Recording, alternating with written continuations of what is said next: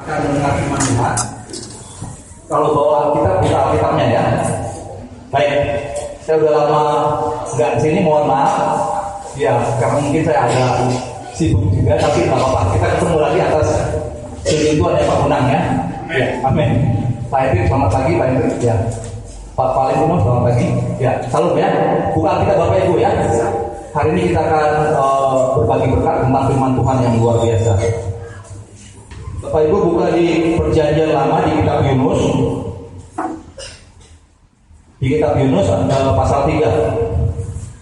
Yunus pasal 3 ayat 1 sampai 10. Ya. Ini Perjanjian Lama yang luar biasa. Saya rindu untuk menjadi berkat buat Bapak Ibu dan menjadi pelaku firman yang sejati. Baik, sudah semua. Kalau nggak ada nanti lihat di sini ya. Yunus 3, Yunus pasal 3 ayat 1 sampai 10. Demikian firman Tuhan, saya yang ganti, nanti Bapak Ibu yang genap ya. Pasal 1 ayat 1. Datanglah firman Tuhan kepada Yunus untuk Yunus pasal 3 ayat 1 sampai Yunus pasal 3 ayat 1 sampai 10. Datanglah firman Tuhan kepada Yunus untuk kedua kalinya, demikian.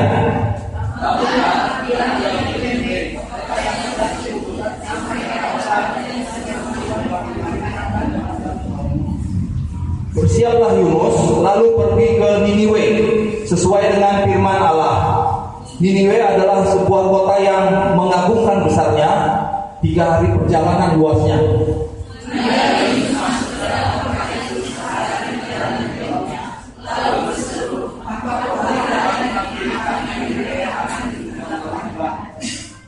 Orang Niniwe percaya kepada Allah, lalu mereka mengumumkan puasa, dan mereka baik orang dewasa maupun anak-anak mengenakan kain kabung.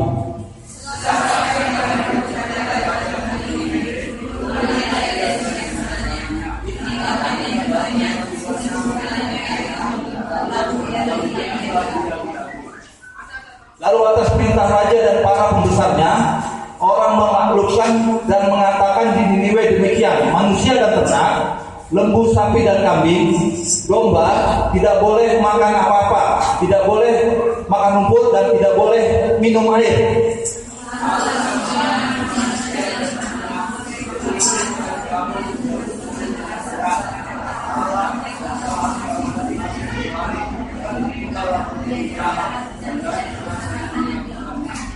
Siapa tahu mungkin Allah akan berbalik dan menyesal serta berpaling dari murkanya yang menyala itu, sehingga kota kita tidak binasa.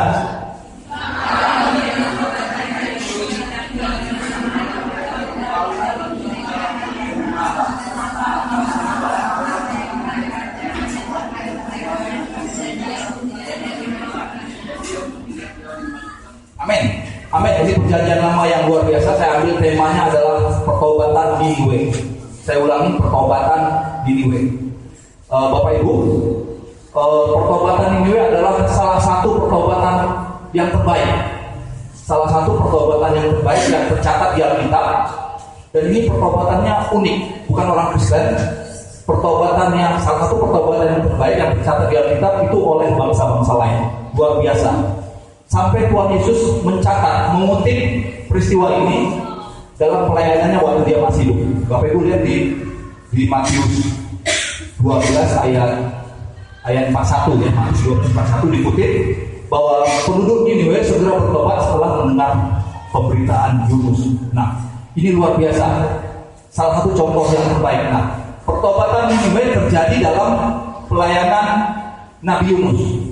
Jadi biar nanti Bapak Ibu tahu, biar mantap menjadi pelaku firman-Nya dalam pelayanan Nabi Yunus ketika dia taat kepada panggilan Tuhan untuk pergi ke Niniwe. Itu udah dalam perikop ini pada panggilan yang kedua. Jadi saya mau tarik dulu, ada waktu panggilan pertama di pasal 1. Yunus itu kabur. Waktu dipanggil Tuhan untuk disuruh pergi ke Niniwe, Yunus kabur, melarikan diri jauh dari hadapan Tuhan. Bapak Ibu biar tahu, Niniwe itu adalah kota besar, kota megapolitan, ibu kota kerajaan Asur. Zaman dulu Asur yang menguasai dunia, Asur yang menguasai Mesopotamia, Asur yang menguasai Timur Tengah kuno. Jadi asli itu ibu kota besar. Jadi disuruh ke Niniwe, malah Yunusnya kabur menolak panggilan Tuhan. Jadi nanti biar Bapak Ibu tahu Niniwe di sini ya. Oke. Nah, Yunus malah merencanakan pergi ke, di sini dikatakan ke Tarsis dia. Dia pergi ke Yopa dulu. Nanti Bapak Ibu, saya rindu Bapak Ibu ke Israel ya, supaya nanti Bapak Ibu bisa mendalami Alkitab jadi gairah, jadi cinta kepada firman Tuhan. Jadi dia pergi ke Yopa. Saya mau ini dulu sebelum ke Yopa. Yunus ini adalah anak Amitai, berasal dari Gad Hefer. Anak Amitai Gad Hefer itu nanti sebagai rujukan dari Yunus juga tercatat di 2 Raja-Raja 14 ayat 25. Jadi sinkron ya, ada konkordansi bahwa Yunus itu adalah nabi yang benar. Anak Amitai dari Gad Hefer. Gad Hefer itu sekitar desa kecil 5 km dari Nazaret. Nah, Nazaret itu berada di wilayah utara Israel. Jadi dia adalah dari desa Nazaret, dari Gad Hefer. Waktu disuruh mau ke Niniwe, dia menolak. Dia malah kabur jauh dari hadapan Tuhan. Nah, dia malah pergi ke Yopa. Yopa itu bahasa Inggrisnya Jaffa. Sampai sekarang masih ada. Bukan Haifa ya, bukan Haifa. Jaffa itu adalah kota pelabuhan. Kota pelabuhan di Yerusalem. Nanti Bapak Ibu kalau ke Yerusalem ada pelabuhannya kayak Jakarta Tanjung Prioknya. Jadi dia pergi ke Yopa. Nah, kota pelabuhan di Yerusalem, Yopa ini menghadap ke Laut Mediterania, ke Laut Tengah. Dia merencanakan naik kapal, dia mau ke Tarsis. Dia mau ke mana? Ke Tarsis ya. Dia mau pergi ke Tarsis. Nah, jauh dari hadapan Tuhan. Nah, Tarsis ini kota pelabuhan juga di seberang laut sebelah sononya, di seberang Laut Mediterania. Jadi dia mau pergi ke sono, jauh dari panggilan Tuhan. Ini yang pada panggilan pertama. Nah, terjadi badai besar. Bapak Ibu lihat di pasal 1, badai besar. Orang zaman dulu kan itu menyembah dewa-dewa. Jadi mereka berpikir harus ada yang dibuang supaya muatan kapal belum mau karam, supaya muatannya supaya muatannya berkurang nggak terbalik. Ini harus ada yang dibuang. Ibaratnya kalau menyembah dewa-dewa itu buang siang. Jadi diundi siapa yang menciptakan malapetaka ini, dan terundi adalah Yunus. Yunus dibuang. Akhirnya dia dimakan, ditelan oleh ikan besar. Bukan ikan paus ya, waktu kita di anak sekolah minggu dikatakan ikan paus. Ikan paus salah satu ikan besar. Dia ditelan oleh ikan besar, dan dia berada dalam perut ikan besar itu 3 hari 3 malam. Nah, di perut ikan besar itulah Yunus bertobat sungguh. Dia menyatakan dalam rahim bumi dia udah berada, dan punya harapan apa lagi. Dia bilang bahwa keselamatan itu hanya ada dalam Tuhan. Dalam perut ikan dia bertobat. Satu-satunya orang saya pikir yang bertobat dalam perut ikan Yunus. Nah, setelah dia bertobat dengan kedaulatan Tuhan, maka ikan besar itu memuntahkannya ke darat. Nah, dari darat inilah pasal 3 ini terjadi lagi panggilan kedua. Karena dia sudah bertobat, dia sudah takut dan gentar kepada perintah Tuhan. Dia serta-merta langsung pergi ke Niniwe. Itu yang dikatakan pertobatan Niniwe didahului oleh pelayanan Nabi Yunus pada panggilannya yang kedua. Juga dikatakan pertobatan Niniwe adalah pertobatan yang sejati. Pertobatan yang sejati maksudnya didahului oleh pertobatan hamba Tuhannya, didahului oleh pertobatan pendetanya, didahului oleh pertobatan pengurus gerejanya. Nah, kalau Yunus dalam perut ikan, nanti akan membawa kepada segera itu pertobatan penduduk Niniwe. Ini yang dikatakan pertobatan sejati. Ini contoh yang luar biasa. Kita berharap ini menjadi contoh juga dalam kehidupan kita masa kini. Nah, yang perlu kita pelajari, bagaimana caranya pertobatan Niniwe tersebut terjadi dalam hidup kita sekarang. Bagaimana caranya pertobatan Niniwe itu terjadi dalam hidup kita sekarang, sehingga ini menjadi contoh yang terbaik atau menginspirasi keluarga kita untuk juga bertobat. Firman Tuhan katakan satu orang bertobat, serumah diselamatkan. Setidaknya untuk menjadi contoh buat keluarga kita, juga menjadi contoh buat kota kita Jakarta, juga akhirnya menjadi contoh kepada bangsa kita. Sehingga pada akhirnya seperti tadi Niniwe, karena pertobatan Niniwe, penduduk Niniwe, maka Tuhan tidak jadi menghukum penduduk Niniwe. Nah, kita juga berharap bagaimana caranya pertobatan Niniwe terjadi dalam hidup kita supaya ini jadi contoh dalam keluarga kita, kota kita dan bangsa kita, sehingga kita semua dipulihkan. Amin, setuju ya? Jadi bagaimana caranya? Nah, saya pelajari paling tidak ada 2 cara. Bapak Ibu lihat di Alkitabnya ya, paling tidak ada 2 cara. Yang pertama di ayat, nah kalau ayat 1 sampai 4 itu yang dikatakan tadi pelayan Yunus pada panggilan yang kedua, dia segera ke Niniwe. Nah ayat 5a, nah ayat 5a dikatakan orang Niniwe percaya kepada Allah. Dalam bahasa Ibrani dikatakan orang Niniwe percaya penuh kepada Allah. Jadi poin yang pertama adalah terjadinya pertobatan Niniwe yang sejati itu adalah percaya penuh. Nah, orang Niniwe percaya penuh kepada Allah itu didahului oleh perkataan keras dari Nabi Yunus. Dia cuma berkata singkat, 40 hari lagi maka Niniwe akan ditunggang balikan. Dia bilang begitu ke penduduk. Nah, yang menjadi pertanyaan kita, orang Niniwe, tadi saya katakan orang Niniwe adalah penyembah dewa-dewa. Masa Timur Tengah kuno, Mesopotamia adalah penyembah berhala. Jadi orang Niniwe yang penyembah berhala, kok sepertinya tiba-tiba percaya kepada Allah, ini Allahnya Yunus. Karena Yunus adalah dari Nazaret, orang Ibrani. Jadi orang Niniwe yang penyembah dewa-dewa percaya penuh kepada Allahnya Nabi Yunus. Itu kenapa langsung terjadi begitu? Nah, saya mau ulas supaya nanti Bapak Ibu jadi kagum akan Alkitab, bahwa Alkitab itu adalah kebenaran yang absolut. Iya. Seperti tadi saya katakan, pada zaman dulu, pada masa sosial budaya Mesopotamia atau zaman peraturan agamawi dan peraturan budaya sosial di Mesopotamia atau di Timur Tengah kuno, selalu ada fenomena. Nah, fenomena biasanya nanti kalau Ibu lihat kita fenomena kelaparan terjadi, fenomena gerhana matahari terjadi atau gerhana bulan terjadi, fenomena bangkitnya raja-raja atau jatuhnya sebuah kerajaan itu terjadi. Itu disikapi oleh masyarakat budaya zaman Mesopotamia itu sebagai fenomena deity. Saya mau ulangi, itu menjadi fenomena deity atau fenomena ilahi. Termasuk peristiwa Yunus, penduduk setempat di pelabuhan pasti tahu dan itu menjadi gosip nasional. Ada orang manusia yang keluar hidup dimuntahkan dari perut ikan. Itu juga dianggap fenomena deity, fenomena ilahi. Dalam konteks masyarakat penyembah berhala ya, dan Bapak Ibu juga lebih paham. Nah, karena Yunus mereka tahu keluar hidup dari perut ikan, ini adalah fenomena ilahi, maka mereka menganggap Yunus adalah bingkisan dewa. Artinya dewanya Yunus jauh lebih berkuasa, jauh lebih kuat, jauh lebih hebat dibanding dewanya penduduk Niniwe. Sehingga mereka sadar bahwa apa yang nanti diucapkan dia, Yunus, itu adalah perkataan dewa. Sehingga dengan demikian kan zaman dulu orang dewa-dewa ada yang lebih jago, lebih kuat, mereka akan tunduk pada yang lebih jago. Nah, sehingga apa yang nanti perkataan Yunus itu yang mereka harus tindak lanjutin. Itu menjadi perkataan dewa, sehingga mereka harus segera merespon dengan cepat, atau dikatakan harus direspon dengan cepat.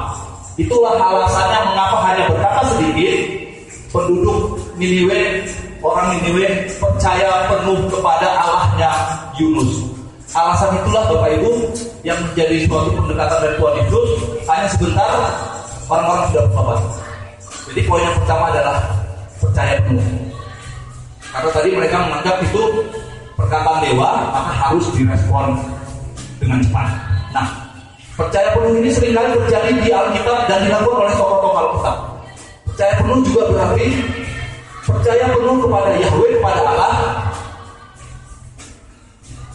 walaupun mata jasmani tidak melihat, tapi mata rohani melihat. Saya mau ulangi, percaya penuh terjadi karena adanya fenomena ilahi, walaupun mata jasmani tidak melihat, tetapi mata rohani Bapak Ibu melihat. Itu yang disikapi oleh para tokoh kita, mereka percaya penuh, sama seperti penduduk Niniwe langsung percaya penuh pada perkataan Yunus kepada Allah Yunus. Jadi poin yang pertama percaya penuh berarti walaupun mata jasmani tidak melihat, tapi mata rohani melihat. Contohnya percaya penuh adalah Abraham. Bapak Ibu lihat di Kejadian 15 pasal 15 nanti ada di ayat 6. Abraham dipanggil Tuhan menjadi bangsa yang besar. Pada posisi saat itu Abraham tidak mempunyai anak, tapi Tuhan memberikan fenomena ilahi. Tuhan bilang dalam perjumpaan pribadi dengan Abraham, Tuhan bilang, lihatlah bintang-bintang di langit, sebegitu banyaknya nanti akan keturunanmu menjadi umatmu.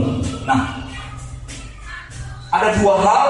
Bintang-bintang di langit adalah fenomena ilahi, sementara masalah Abraham adalah tidak mempunyai anak.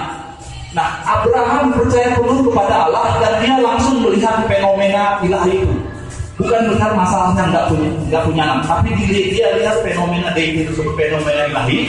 Dan dengan demikian itulah yang menjadi kekuatan dia, sehingga dikatakan di ayat 16, di ayat 6-nya, lalu Abraham percaya pada Tuhan dan Tuhan memperhitungkannya sebagai kebenaran. Sehingga apa yang Abraham percaya itu terjadi dalam hidupnya, terbukti keturunan Abraham menjadi bangsa yang besar. Itu yang dikatakan percaya penuh. Walaupun Bapak Ibu nggak melihat secara mata jasmani, mungkin belum melihat kesembuhan, tapi pandanglah Tuhan Yesus adalah Yehova Rafa, dengan mata rohani maka melihat kesembuhan itu akan terjadi dalam hidup kita. Amin. Itu yang dikatakan percaya penuh. Contoh yang lebih radikal lagi Esther. Esther nanti Bapak Ibu dilihat di kitab Esther. Esther dipanggil Tuhan dalam pelayanan pada masa Raja Ahasiweros. Raja Ahasiweros adalah raja superpower dari kerajaan Persia. Nanti ada Asur dikalahkan Babel dikalahkan Persia. Nah, Ahasiweros adalah penerus dari Raja Kores ya. Raja Kores yang mengizinkan bangsa Israel pulang kembali ke Yerusalem. Jadi pada saat Raja Ahasiweros memerintah, dia punya permaisuri Ratu Wasti. Ratu Wasti tidak tunduk pada suaminya. Ratu Wasti tidak taat kepada perintah Raja yang baca di kitab Esther, sehingga akhirnya Ratu Wasti dibuang. Raja Ahasiweros mengeluarkan sayembara pengumuman bahwa dia harus memilih siapa aja dari seluruh bumi, siapa aja orang dari seluruh bumi, bukan hanya orang Persia, siapa aja yang cantik, yang berkenan di hadapan raja itu yang menjadi ratu atau permaisuri. Nah, di satu sisi Haman, salah satu petinggi raja, itu punya niat untuk melakukan pemusnahan massal terhadap bangsa Yahudi. Jadi ada dua kejadian. Haman dengan pengikutnya mau melakukan gerakan mobilisasi, mau memusnahkan massal orang Yahudi. Sementara Esther adalah perempuan desa dari orang Yahudi. Nama Ibrani adalah Hadasa. Nah, Esther mendengar ada sayembara kerajaan untuk memilih permaisuri raja. Nah, bagi Esther itulah dia bertuhan, dia melihat fenomena sayembara raja ini kan hanya sekali-sekali, tidak lazim, kok kayaknya nyeleneh kok aneh, terbuka bagi siapa aja, tidak terbatas kepada agama Asur, tidak terbatas kepada agama Persia atau orang Persia, tapi pada siapa aja. Nah, Esther menganggap itu adalah fenomena ilahi. Dia melihat inilah peluang untuk dia untuk melalui fenomena ilahi ini, dia mendekatkan diri kepada raja, mendapat kasih sayang perkenan dari raja, dan dengan demikian melalui jalur ini dia akan membela umatnya tidak jadi dimusnahkan atau mengalami genosida. Nah, Esther percaya penuh kepada fenomena ilahi tersebut, dan dia meresponnya dengan cepat. Bapak Ibu lihat dari kitab Esther, merespon dengan cepat. Dia mengikuti pelatihan mungkin berbulan-bulan. Itu tubuhnya harus diwangikan dengan minyak supaya berbau harum, supaya ketika nanti menghadap raja berkenan, raja menganggap bersuka dan setuju dengan kedatangan dia. Dia berbulan-bulan harus dilumuri dengan minyak wangi-wangian, supaya pada saat nanti minyak itu sudah menjadi bersatu dengan tubuhnya, sehingga dia berbau harum, sehingga dia menjadi persembahan yang harum buat Raja Ahasiweros. Dan pada saat Raja Ahasiweros mengundang supaya Esther untuk datang ke dalam suatu peristiwa istana, Esther datang. Dan akhirnya Raja Ahasiweros berkenan, suka dengan dupa yang harum dari Esther. Selain dia berbau harum, hatinya juga harum, sehingga raja besar itu jatuh cinta. Sehingga dikatakan Esther mendapat kasih sayang dari Raja Ahasiweros, sehingga dia menjadi satu. Sehingga setelah itu, walaupun identitasnya ketahuan bahwa dia adalah penduduk Ibrani, orang Ibrani, akhirnya Raja Ahasiweros mengeluarkan maklumat untuk menangkapnya si Haman dan malah menyelamatkan orang Israel. Itu yang dikatakan percaya penuh. Yang terkenal dari ucapan Esther, Bapak Ibu, dengan percaya penuh itu dia katakan gini, if I perish, I perish. Jika aku ketahuan atau aku mati dalam misi panggilan Tuhan, maka aku mati. Dia bilang begitu. Dia percaya penuh, bahkan taruhannya nyawa. Dia kita berkata, jika saya harus mati, Raja Ahasiweros nggak berkenan terhadap keharuman dia, atau Raja Ahasiweros tahu bahwa dia bukan orang Persia. Jika aku harus mati, aku mati. Itu yang dikatakan percaya penuh sampai dia mati. Ini yang contoh kedua. Nah, sekarang juga saya mau katakan di mimbar ini tegas bahwa fenomena ilahi, fenomena dia itu juga terjadi sekarang ini buat Bapak dan Ibu. Kalau dulu terjadi, sekarang terjadi. Mungkin ada kejadian intervensi ilahi, mungkin ada terjadi fenomena teofani dalam Bapak Ibu, mungkin teofani dalam mimpi, mungkin pertemuan dengan hamba-hamba Tuhan yang mungkin Bapak Ibu anggap nyeleneh. Mungkin bagi Bapak Ibu pokoknya nggak layak, mungkin dia tampilannya kusut-kusan, atau mungkin ketemu orang-orang tua yang mungkin sepertinya stranger, asing buat Bapak Ibu. Kemudian mungkin ada terjadi fenomena Bapak Ibu diluputkan dari malapetaka, mungkin terjadi fenomena kesembuhan, mungkin terjadi fenomena mujizat. Itu adalah fenomena ilahi. Saya mau katakan Bapak Ibu harus respon dalam pertobatan yang cepat, tegas, dan transparan. Jangan tunda-tunda lagi, harus direspon dengan cepat seperti penduduk video ini. Kalau direspon dengan cepat, maka Bapak Ibu akan mendapat jadilah sesuai dengan iman Bapak Ibu. Amin. Itu yang saya mau katakan, fenomena ilahi terjadi sekarang. Jadi Bapak Ibu supaya menjadi orang Kristen yang bergairah bahwa Alkitab adalah adil, bahwa firman Tuhan adalah adil. Kalau zaman dulu terjadi, zaman sekarang terjadi. Mungkin juga di sini mungkin ada yang bekerja. Mungkin kok saya kerja kok tempatnya nggak sesuai dengan yang saya mau. Mungkin tadi Bapak Ibu mau pengen di marketing, kok tiba-tiba perusahaannya masukin di accounting. Saya mau katakan itulah fenomena ilahi. Asal Bapak Ibu peka terhadap suara Tuhan dengan membangun mesbah doa dan pujian. Dikatakan peka terhadap suara pada waktu pagi, kita biasa ya. Peka terhadap suara Tuhan, sehingga itu akan menjadi fenomena ilahi. Sehingga walaupun Bapak Ibu sepertinya accounting, ikutin aja, bekerja dengan rajin, cerdas, sungguh-sungguh, pakai cara Tuhan. Nanti Bapak Ibu dibentuk oleh Tuhan menjadi bejana yang indah di accounting. Mungkin Bapak Ibu dari pengen marketing, kayaknya ke sini. Nah, nanti dari accounting Bapak Ibu mungkin bisa belajar tentang bagaimana membuat neraca yang baik, bagaimana tentang mengetahui kapasitas perusahaan, bagaimana tentang mengetahui kemampuan modal perusahaan, bagaimana tentang kekuatan utang, bagaimana tentang rasio pajak, bagaimana tentang angka-angka dari penjualan sama pembelian. Nah, Bapak Ibu nanti akan bikin pola itu menjadi suatu skill Bapak Ibu, sehingga kalau bos Bapak Ibu melihat, dia akan lihat ada yang berbeda, sehingga dari accounting itu nanti Tuhan akan angkat Bapak Ibu dipromosikan menjadi lebih tinggi. Amin. Kepada adik-adik yang sedang kerja ya, jadi ikutin aja cara Tuhan. Fenomena ilahi tersebut jangan dianggap sial, jangan dianggap itu bukan dari cara Tuhan. Lakukan saja, nanti Tuhan akan mempromosikan kalian akan lebih tinggi. Amin. Amin ya. Dan juga mungkin ada yang kuliah di sini. Iya. Yang kuliah mungkin tadi kalau dia pengen teknik, kok sebenarnya masuk ke ilmu sosial atau musik atau mungkin ilmu IT. Kalian pada awalnya kok sepertinya nggak suka. Tapi lakuin aja, ikuti cara Tuhan, belajar yang baik, jujur dan bertanggung jawab. Terus nanti akan Tuhan bukakan dari fenomena ilahi tadi, dengan tadi direspon dengan cepat, hidup dalam pertobatan, hidup sungguh-sungguh dalam cara Tuhan, nggak mau nego-nego, lurus saja dengan cara Tuhan, tinggalkan cara dunia. Nanti dari ilmu yang baru tadi, Tuhan akan mengangkat adik-adik lebih tinggi lagi dan menjadi cara Tuhan memberkati kehidupan adik-adik. Amin. Itu yang dikatakan percaya penuh. Sekarang yang kedua,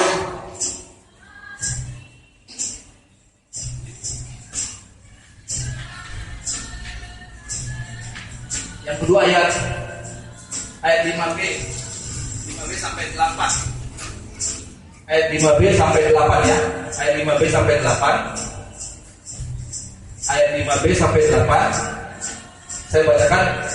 Lalu mereka penduduk Niniwe mengumumkan puasa dan mereka baik orang dewasa maupun anak-anak mengenakan kain kabung. Jadi perhatikan puasa dan kain kabung. Setelah sampai kabar itu kepada raja kota Niniwe itu tadi Raja Asyur. Turunlah ia dari singgasananya, ditanggalkannya jubahnya, diselubungkannya kain kabung, lalu duduklah ia juga berkain kabung. Lalu atas perintah raja dan para pembesarnya, orang memaklumkan dan mengatakan di Niniwe demikian, manusia dan ternak, lembu sapi dan kambing domba tidak boleh makan apa-apa, tidak boleh makan rumput dan tidak boleh minum air, juga puasa. Haruslah semua manusia dan ternak berselubung kain kabung, jadi berselubung kain kabung dan berseru dengan keras kepada Allah, serta haruslah masing-masing berbalik dari tingkah lakunya yang jahat dan dari kekerasan yang dilakukannya. Jadi poin yang kedua, perhatikan ada berulang-ulang tentang puasa dan berselubung kain kabung. Jadi padanan puasa dan kain kabung pada zaman Timur Tengah kuno, Mesopotamia, itu menunjukkan pertobatan yang sejati. Jadi Bapak Ibu perhatikan, zaman dulu mereka berpuasa berkain kabung diselimutin, itu menunjukkan mereka pertobatan yang sejati. Jadi ada kehancuran hati, ada penyesalan sungguh, ada duka cita atas keberdosaan, ada ketidakmampuan diri sendiri untuk menyelamatkan. Jadi saya ulangin, dengan puasa dan kain kabung itu menunjukkan budaya zaman dulu itu adalah penyesalan sejati. Jadi ada kehancuran keremukan hati, penyesalan sungguh, tak mau lagi hidup dalam hidup lama yang penuh dosa, duka cita yang mendalam atas keberdosaan, juga menyatakan ketidakmampuan untuk menyelamatkan dan ketidaklayakan untuk diselamatkan. Itu yang padanan dari puasa dan kain kabung. Jadi poin yang kedua adalah pertobatan sejati. Nah, pertobatan sejati inilah yang juga direspon dengan cepat oleh Nabi Daud. Oleh Raja Daud. Direspon dengan cepat oleh Raja Daud. Pada saat Nabi Nathan mungkin pada posisi kerajaan Israel waktu itu adalah nabi kecil, mungkin diaken biasa, mungkin pelayan singer, mungkin pelayan mimbar kali. Nah, Nabi Nathan menyatakan perumpamaan, dan perumpamaan itu disampaikan kepada Raja Daud. Nah, Raja Daud melihat itu adalah fenomena ilahi. Dia nggak merasa arogan, aku raja besar kok kamu bicara begitu ke aku. Itu Nabi Nathan bisa dihukuman, tapi tidak. Nabi Daud malah mengatakan, akulah orang itu, aku sudah berdosa. Nabi Nathan menunjuk kalau orang itu. Nabi Daud langsung tertemplak. Raja Daud langsung tertemplak. Dia katakan, aku sudah berdosa di hadapan Tuhan. Itu yang dikatakan Raja Daud juga melakukan pertobatan sejati, merespon dengan cepat fenomena ilahi tersebut. Dia langsung berbalik arah dari hidup lamanya yang berdosa ke dalam hidup baru, nanti akan penuh kemenangan dalam Tuhan, sehingga kerajaan Israel menjadi kerajaan yang bersatu. Nah, keremukan hati dari Raja Daud itu tercermin di Mazmur. Nanti Bapak Ibu lihat di Mazmur 51 ayat 19. Dia sampai katakan begini, korban sembelihan adalah hati yang hancur. Korban sembelihan adalah jiwaku yang hancur. Dan Tuhan gak memandang hina hati yang remuk dan hati yang hancur tersebut. Artinya Raja Daud mau menyatakan begini, dia tahu betul tentang peraturan di Pondok Daud, peraturan di keimaman. Dia bilang korban sembelihan adalah jiwa yang hancur, hati yang hancur. Artinya zaman dulu sembelihan adalah hewan yang harus mati, daging yang harus mati. Artinya Raja Daud mau menyatakan korban sembelihan adalah hidupku yang harus mati, aku yang harus mati di mezbah Tuhan. Aku harus mati karena aku berdosa, aku harus mati di mezbah Tuhan. Dengan kata lain, Raja Daud mengatakan, hidup lamaku sudah kumatikan, yang hancur tadi sudah kumatikan di dalam mezbah Tuhan. Jadi hidup lamanya sudah dimatikan, dan dia akan bangkit dalam kuasa kemenangan dengan Tuhan. Itu yang dikatakan pertobatan sejati dengan kehancuran hati. Nah, padanan dengan peristiwa sekarang, ya saya mau mengatakan, ya Jumat kemarin, Jumat kemarin kita melihat ada demo besar yang dikatakan aksi damai, demo besar untuk karena kasus dugaan penistaan agama oleh Bapak Ahok. Nah, kita harus melihat bahwa kita hidup di bangsa yang keras. Bapak Ibu, sebagai kita orang Kristen melihat kita hidup di bangsa yang keras, bangsa yang sepertinya nggak mengampuni, bangsa yang sepertinya mau menghakimi, bangsa yang berada dalam lembah kekelaman. Saya melihat gitu, bangsa Indonesia sekarang sudah menjadi bangsa yang keras, bangsa yang tidak mau mengampuni, kumpulan dari orang-orang yang menghakimi. Itu yang dikatakan seperti Raja Daud bilang, berjalan dalam lembah kekelaman. Sesungguhnya kita berjalan dalam bangsa yang kekelaman. Iya. Nah, sebaliknya fenomena Bapak Ahok ini terjadi, di mana dia kok satu orang kok ratusan ribu kayaknya meroyok dia. Ini saya anggap ini fenomena ilahi. Nah, saya percaya Tuhan merancangnya untuk kebaikan buat kita semua. Amin. Amin. Jadi saya mau di mimbar ini mau mengajak Bapak Ibu juga berdoa. Dalam 2 minggu ini kan menjadi waktu untuk mengumpulkan saksi ahli dan memberi kesaksian. Nah, sudah selayaknya kita orang Kristen berdoa, atau sudahkah kita berdoa pribadi lepas pribadi supaya kita menjadi petobat anyway, supaya dengan doa kita yang menjadi petobat lebih dahulu, kita doakan secara khusus supaya Tuhan mengurapi mulut dan bibir Bapak Ahok, supaya pada saat terjadi kesaksian itu adalah kesaksian ilahi, itu menjadi fenomena ilahi. Sehingga dengan demikian saya sungguh percaya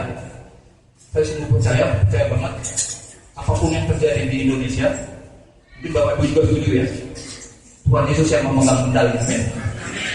Tuhan Yesus berdaulat atas negara kesatuan Republik Indonesia. Ya, saya mau katakan Tuhan merancangnya untuk kebaikan buat Bapak Ahok sendiri, kebaikan, dan buat bangsa Indonesia untuk kebaikan. Nah, sudah seharusnya kita pribadi lepas pribadi sudah segera bergerak menjadi pertobatan ini dalam setiap tingkah laku kita. Kalau tadi kita masih menjadi orang Kristen yang mungkin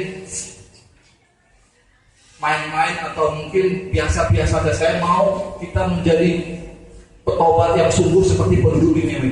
Harus direspon dengan cepat. Begitu ada perkataan hamba Tuhan, mungkin siapapun itu, mungkin nanti ketemu kakek nenek, itu adalah perkataan ilahi, harus direspon dengan cepat. Sehingga demikian kalau kita sudah bertobat lebih dahulu, setidaknya nanti akan membawa kita, mungkin ada beberapa dari keluarga kita yang belum terima Tuhan Yesus. Nanti akan mereka melihat kemuliaan Tuhan dinyatakan dalam keluarga Bapak Ibu, sehingga mereka nanti dengan pekerja Roh Kudus akan menerima Tuhan Yesus. Amin. Bukan itu aja, di Cikarang Lemah Abang juga akan muncul pertobatan dari bangsa-bangsa lain, seperti di orang Niniwe ya. Tapi itu harus dimulai dari kita semua. Jadi Tuhan Yesus merancangnya untuk kebaikan. Amin. Amin ya. Jadi semangat buat Bapak Ibu, jangan takut. Ada Tuhan Yesus menyertai kita, tetapi tetap berjuang. Saya mau tetap berjuang. Itu tadi supaya menjadi pertobatan yang nilai dalam diri kita. Pertama, percaya penuh, sungguh-sungguh kepada Tuhan Yesus. Kemudian kedua, lakukan pertobatan sejati supaya hidup kita dibaharui terus-menerus sebagai mempelai Kristus yang tercatat. Amin. Amin ya. Sukses buat Bapak Ibu, tetap semangat, jadikan firman menjadi kekuatan, jadi pelaku firman dimanapun, kapanpun, dan dimanapun. Amin. Tuhan Yesus memberkati.